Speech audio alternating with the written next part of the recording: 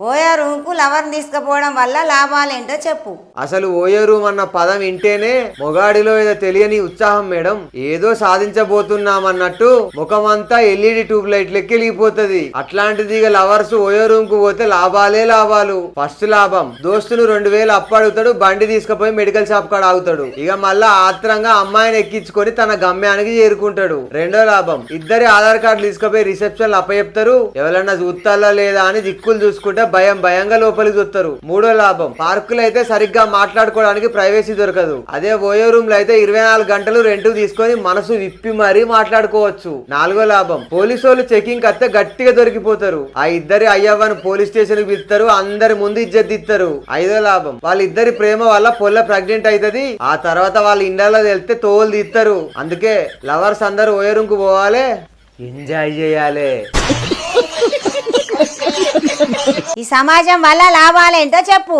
సమాజం అన్న పదం వింటేనే ఒక్కొక్కలకు సలసల కాలుతుంది. అట్లాంటి సమాజం వల్ల చాన్నే లాభాలున్నాయి, చెప్తా ఇనుల్లి. మన ఇంట్లో ఏం కూర వండుకున్నావో మనకన్నా ముందే మందికి తెలుస్తుంది. మనకు వాసన రాకముందే వాళ్ళ ఇంట్లో డిస్కషన్ ఉంటది. అది చికెనా, మటనా, చేపలా, గుడ్లా అని. మన కొంపలు ఏం జరుగుతుందో కూడా చాలా డీటెయిల్ అబ్జర్వేషన్ ఉంటది. జీతం ఇవ్వకపోయినా మన జీవితం మీద చాలా శ్రద్ధ పెట్టి మరీ పని చేస్తారు. మనం ఎటుపోతానో, మనం ఏం చేస్తానో, మన ఇంటికి ఎవరు వచ్చిల్లని. పని లేకుండా తిరిగితే ఏమన్నా పని చేసుకోపోయినాం అంటారు. సరే ఏదైనా నౌకరు ఎత్తుక్కొని పని చేస్తా అంటే జీతం ఎంత అని అడుగుతారు. పల్లెటూళ్ళు ఉంటే సిటీకి పోమంటారు. సిటీకి పోతే వీని పొగరు బాగా పెరిగిందిరా, వీరు ఊరు ముఖాన్ని ఎత్తలేడు అంటారు. పెళ్లి కాకపోతే పెళ్లి ఎప్పుడు అంటారు, పెళ్లి చేసుకుంటే పిలవలేదంటారు. పోనీ అని పిలిస్తే పెళ్లిలో మటన్ ముక్కలేలే అంటారు, మంద అయిపోయలే అంటారు. సరే అని దాయిపితే డీజిల్ కాడ ఎగురుకుంటే పొరక లొల్లి చేస్తారు. పెళ్లి అయినాక పిల్లలు పుట్టపోతే హాస్పిటల్ దుంచుకోపోయి అంటారు. సరే ఒకడు పుట్టిడిగా అని సంబరపడే లోపు ఇంకొక పిల్లగాన్ని ఎప్పుడు కంటాను అంటారు. ఆడపిల్ల అయితే అవ్వ తీర అంటారు, మగ పిల్లగాడైతే అయ్యే తీరంటారు. ఇద్దరికి అన్నాక పిల్లలు కాకుండా ఆపరేషన్ చేయించుకోవాలంటారు. ఇక పిల్లలు పెరుగుతుంటే పిల్లల్ని చక్కగా పెంచలేదని తిడతారు. జ్వరం అత్తే హాస్పిటల్ పోయినా అంటారు, కానీ హాస్పిటల్ పైసలు లేయా 500 ఇయ్యన్నా అని ఒక్కరు కూడా అడగరు. అది కాకుండా బలానికి పండ్లు తిను, రొట్టెలు తిను, జ్యూస్ తాగుమని సలహాలు ఇస్తారు, కానీ ఒక్కరు కూడా సాయం చేయరు. అసలు ఈ సమాజం ఎలాంటిదంటే బతుకున్నప్పుడు మాటలతో చంపుతారు, ఆ తర్వాత సచ్చినోని దగ్గర పోయి ఇంకొన్ని రోజులు బతుకుతో బాగుండని బాధపడతారు. తెల్లగున్నంగి మీద బురద ఎత్తారు, ఆ తర్వాత బురద అంటింది తుడుచుకోమంటారు. ఫైనల్ గా ఒక్క మాట, ఈ సమాజం వల్ల సక్సెస్ అవుతారో లేదో తెలియదు, కానీ ఖచ్చితంగా సంకనాగిపోతారు.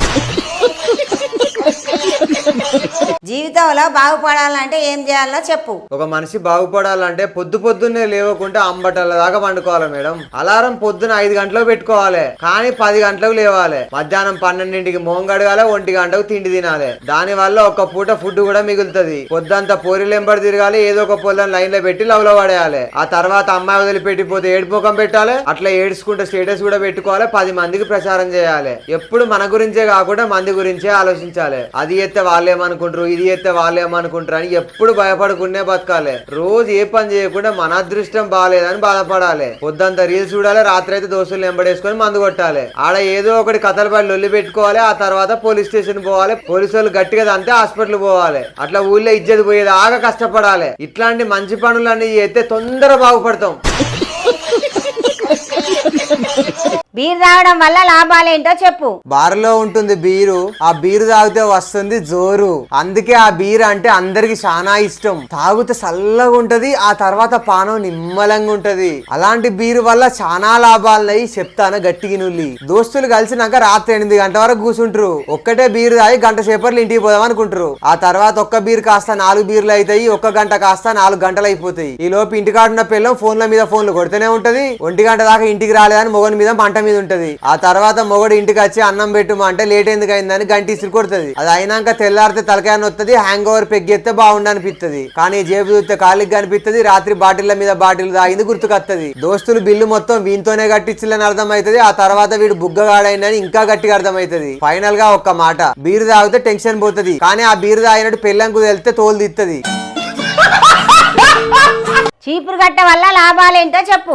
అందరూ చీపురు అంటే చీపుగా ఉంటది, మూలకుంటది అనుకుంటారు, కానీ అది జీతం తీసుకోకుండా మన కోసం జీవితాంతం పనిచేసే ఒక ఉద్యోగాన్ని ఎవరు అర్థం చేసుకోరు మేడం. పొద్దున్న లేవంగానే ఎవరు పని చేసినా చేయకపోయినా చీపురు మాత్రం డ్యూటీకి రెడీగా ఉంటది. దానికి ఆదివారాలని, పండుగలని, చుట్టాలచ్చిళ్ళని, బంధులు ఉన్నాయని, హాలిడేలు ఉన్నాయని ఏం ఉండదు. 365 రోజులు 30 తిప్పలు వాడైనా ఈ మూల నుంచి ఆ మూల దాకా ఉడుతుంది. మన మూడు చాలా మంచిగా ఉంచుతుంది. ఇంట్లో అవ్వ చీపురు కట్ట పట్టుకునేదంటే పోరాయంలో భయం అవుతుంది. పెళ్ళాం చేతుల చీపురు అంటే మొగనికి భయం అవుతుంది. ఆఖరికి దొంగోడు ఇంటికి వచ్చినా ఆడోళ్ళ చేతుల చీపురు కనబడంగానే వాడు అటే పోతాడు. ఆ చీపురు ఆడవాళ్ళ చేతులున్నంత సేపు ఒక్కళ్ళు కూడా నోరు మీద పరు. దునియా మొత్తం కంట్రోల్లో ఉంటది. చీపురు ఇల్లు క్లీన్ చేస్తుంది, మనిషిని డిసిప్లిన్ లో కూడా పెడుతుంది, పిల్లలను భయపెడుతుంది, భర్తను సైలెంట్ లో కూడా పెడుతుంది. ఫైనల్ గా చెప్పేది ఏంటంటే చీపురు వల్ల ఇంట్లో ఉన్న దుమ్ము పోతుంది, మన మొగోళ్ళ ఒంట్లో ఉన్న పొగరు కూడా పోతుంది.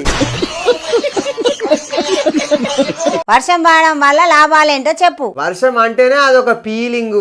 అట్లాంటి వర్షం వల్ల మస్తు లాభాలున్నాయి మేడం. ఒక్కొక్క లాభం గురించి చెప్తాంటే ఒళ్ళుని తీసి వాన నీళ్ళల్లో ముంచినట్టు అవుతుంది. అందులో ఫస్ట్ లాభం, బడికో కాలేజ్కో లేదా ఎటన్నా ఫంక్షన్ పోదాం అని మంచిగా రెడీ అయ్యి రోడ్డు ఎక్కితే కారోడు అత్తడు మురికి నీళ్ళను మీద జిమ్మిచ్చిపోతాడు. అప్పుడు వాని బట్టలన్నీ బురద నీళ్లతో అవాకయ్యావా 10 రూపీస్ సర్ఫ్ ప్యాకెట్ ఉంది కదా అని అనిపించదు. ఆ కారోడ్ మీద పోయి బండెత్తెత్త మంచిగా అనిపిస్తుంది. మూడంతా మంటలు కలిసిపోతుంది. రెండో లాభం, వర్షం పడితే జలుబు వస్తుంది. దాని వల్ల టైఫాయిడ్ జ్వరం కూడా వస్తుంది. ఆ తర్వాత హాస్పిటల్ కూడా పోవాల్సి వస్తుంది. డాక్టర్ ను కలిసినాక టెస్టులు గోళీలు రాస్తాడు. దాని వల్ల హాస్పిటల్ వాళ్ళకు మెడికల్ షాప్ వాళ్ళకు మస్తు లాభం జరుగుతుంది. మూడో లాభం, వర్షం పడితే వెదర్ చాలా చల్లగా ఉంటది. బాడీ లేదన్నా వేడివేడిగా పడితే మస్తు ఉండి అనిపిస్తుంది. అప్పుడు ఇంట్లో లుంగి కట్టుకున్న మొగడు కాలు మీద కాలు వేసుకొని ఖాళీగా సోఫాలో కూర్చొని వేడివేడిగా బజ్జీలేమంటాడు. బెల్లం బాగుంటే ప్లేట్లకు వేడివేడి బజ్జీలు వస్తాయి. అదే కోపంగా ఉంటే బజ్జీలకు బదులు పల్లె మిసిరెత్తది. నాలుగో లాభం, వర్షం గట్టిగా పడ్డదంటే ట్రాన్స్ఫార్మర్ వేలి కరెంటు పోతుంది. అప్పుడు టీవీ చూద్దామంటే టీవీ రాదు, ఫోన్ వద్దామంటే ఛార్జింగ్ ఉండదు. ఇంట్లో ఖాళీకి కూర్చొని ఏం చేయాలనో అస్సలు అర్థం కాక బుర్ర అంతా హీట్ ఎక్కుతుంది. ఐదో లాభం, బట్టలు పిండి ఎండేసినాక వాన పడుతుంది. వాన వచ్చిందని బట్టలు తీసినాక ఎండ కొడుతుంది. మళ్ళీ ఎండ కొడుతుంది కానీ తీసిన బట్టలు ఎండకెత్తే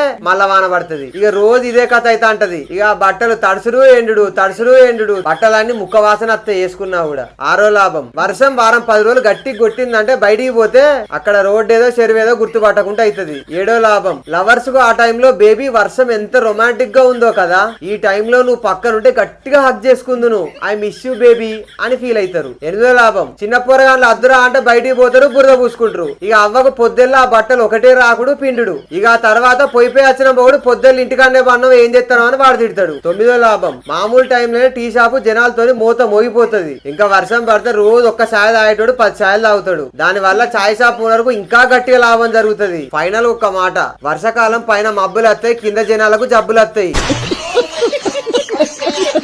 జెండా పండుగను ఎలా జరుపుకుంటారో చెప్పు. జెండా పండుగ దేశం మొత్తం జరుపుకుంటారు మేడం. కానీ ఈ పండుగ హడావిడి ఎక్కువ స్కూల్లో మాత్రమే కనిపిస్తుంది. ఇప్పటి సంగతి ఏమో గానీ ఒకప్పుడు ఆగస్ట్ 15 వస్తుందంటేనే బాడీలో ఒక ఊపు ఎనర్జీ స్టార్ట్ అయ్యేది. స్కూల్లో క్రికెట్, కబడ్డీ, ఖోఖో, లంగిడి, నిమ్మకాయ చెంచా ఇట్లాంటి ఆటలన్నీ కలిపి ఆటల పోటీలు పెట్టేవాళ్ళు. అదే ఇప్పటి రోజుల్లో ఆటలు అంటే ఫోన్ లో ఫ్రీ ఫైర్, పబ్జీలతో అయిపోయింది బతుకు. రేపు జెండా పండుగ అంటే ముందు రోజే స్కూల్ డ్రెస్ ను నీట్ గా ఉతుక్కొని బట్టలను ఇస్త్రీ చేయించుకునేటోళ్ళం. ఇక ఆడోళ్ళు అయితే చేతికి మైదాకు పెట్టుకునేటోళ్ళు, జడలకు కలర్ రిబ్బన్లు కొనుక్కొని మరీ రెడీ అయ్యేటోళ్ళు. ఇక జెండా పండుగ రోజు పొద్దున్నే తయారయ్యి బడికి పెట్టేటోళ్ళం. జెండా ఎగిరేసే రాడును క్లీన్ చేయడం, జెండాలను ప్రిపేర్ చేయడం, స్కూల్ అంతా జెండాలతో మామిడాకులతో అలంకరించే వాళ్ళం. అప్పుడు బడి అంతా చూడడానికి అంగరంగ వైభవంగా ఉండేది. ఆ తర్వాత పిల్లలందరం జెండాకు చిన్న గుండు పిన్నిని గుచ్చి జేబుకు అంటించుకునే వాళ్ళం. ఇక పిల్లలమంతా కలిసి ఒకరి చేయి ఒకరు పట్టుకొని దేశభక్తి పాటలు పాడుకుంటూ ఊరంతా తిరిగే వాళ్ళం. ఆ తర్వాత జెండాను ఎగరేసి జన గణ మన అని గట్టిగా పాడేవాళ్ళం. ఇక ఆ తర్వాత స్కూల్లో పిల్లలు, సార్లు అందరూ ఒకే ప్లేస్ లో కూర్చుంటారు. ఇక ఆటల పోటీల్లో గెలిచిన వాళ్లకు గిన్నెలు, గిలాసులు ప్రైజ్ గా ఇస్తారు. ఇక గిన్నెను, గిలాసును చేతిలో పట్టుకోగానే ఏదో వరల్డ్ కప్ సాధించినట్టు ఫీల్ అయ్యేటోళ్ళం. ఓ వైపు దేశం గురించి, దేశానికి స్వాతంత్రం ఎలా వచ్చింది, ఎందుకు వచ్చింది అని సార్లు ఎక్స్ప్లెయిన్ చేస్తుంటే, ఇంకో వైపు మన ధ్యాస అంతా ఈ సోది ఎప్పుడు అయిపోతుందా, మనకు మిక్చర్లు, లడ్డూలు, బిస్కెట్లు, చాక్లెట్లు ఎప్పుడు ఇస్తారని ఆలోచించటోళ్ళం. ఇక ఏదోలాగా ఓపికతోని సారు చెప్పే ముచ్చట్లు అన్నీని వాళ్ళు ఇచ్చే లడ్డు, మిక్చర్ తినుకుంటూ ఇంటికి వస్తుంటే సంతోషంతో స్వర్గం సందులో కూర్చున్నట్టు ఉండేది. ఇక ఇంటికి వచ్చి టీవీ ఆన్ చేసి సగం పూర్తయిన ఖడ్గం సినిమా చూస్తుంటే నరాలు నిక్కబొడుచుకునేటి. ఇక సినిమా చూస్తూ చూస్తూ అందులో లీనమైపోయి క్లైమాక్స్ వచ్చేసరికి దేశభక్తి గుండెల్లో రగిలిపోయేది. ఆ తర్వాత సినిమా అయిపోయేది, అంతటితో జెండా పండుగ పూర్తయిపోయేది. ఇక బయటికి పోయి ఆడుకునేటోళ్ళం. స్వతంత్రం రావడానికి పోరాటం చేసిన వీర్ల పేరేంటో చెప్పు. స్వాతంత్ర సమర యోధులు చాలా మందే ఉన్నారు మేడం. అందులో నాకు తెలిసిన కొందరి పేర్లు మాత్రం చెప్తాను. అందులో ఫస్ట్ వచ్చేసి సుభాష్ చంద్రబోస్. మీరు నాకు బ్లడ్ ఇవ్వండి, నేను మీకు ఫ్రీడమ్ ఇస్తా అన్నారు. అదే ఇప్పటోళ్ళు అయితే నిన్ను రక్తం తాగుతారా అంటాళ్ళు. రెండోది అల్లూరి సీతారామరాజు. అప్పట్లో అడవిలో తిరుక్కుంటా బాణాలు వేసుకుంటే బ్రిటిష్ వాళ్ళకు సుక్కలు చూపించిండు. అదే ఇప్పటోళ్ళు అయితే పైన సుక్కలు చూసుకుంటా బేబీ ఐ మిస్ యూ అనుకుంటాళ్ళు. మూడోది భగత్ సింగ్. ఈయన కళ్ళల్లో ఉన్న ధైర్యం చూసి బ్రిటిష్ వాళ్ళే బెదిరిపోయిళ్ళు. నాలుగోది రాణి లక్ష్మీబాయి. ఈమె గుండెల్లో భయం లేదు, ఆమె ఆయుధానికి ఎదురు లేదు. గుర్రం ఎక్కి కూసోని మరీ కత్తితో యుద్ధం చేసింది. అదే ఇప్పటి ఆడపిల్లలు అయితే చిన్న గాలి తలిగినా మేకప్ పోతుందని ఏడుముఖం పెట్టుకుంటూ కూర్చుంటారు. ఐదోది సర్దార్ వల్లభాయ్ పటేల్. ఈయన దేశంలో ఉన్న ప్రజలందరినీ ఒక్కటి చేయడంలో చాలా పెద్ద పాత్ర పోషించిండు. అదే మన ఇళ్లలో అయితే ఇద్దరు అన్నదమ్ములు కలిస్తే ఎప్పుడు చూడు భూల పంచాయతీ గురించి కొట్లాడుకుంటారు. ఆరోది బాలగంగాధర తిలక్. స్వరాజ్యం నా జన్మ హక్కు అన్నాడు. స్వాతంత్రం తీసుకురావడం కోసం చాలా కష్టపడ్డాడు. కానీ ఇప్పటి పోరాళ్ళు మాత్రం ఆ పిల్లను పెళ్లి చేసుకోవడం నా జన్మ హక్కు అంటాన్లు. అండ్ ఈ వీడియోలో ఏదైనా తప్పుగా మాట్లాడితే క్షమించండి. అండ్ మీకు నచ్చిన ఫ్రీడమ్ ఫైటర్ ఎవరో కింద కామెంట్లో రాయండి. అండ్ మరిన్ని వీడియోస్ కోసం ఫాలో కొట్టండి.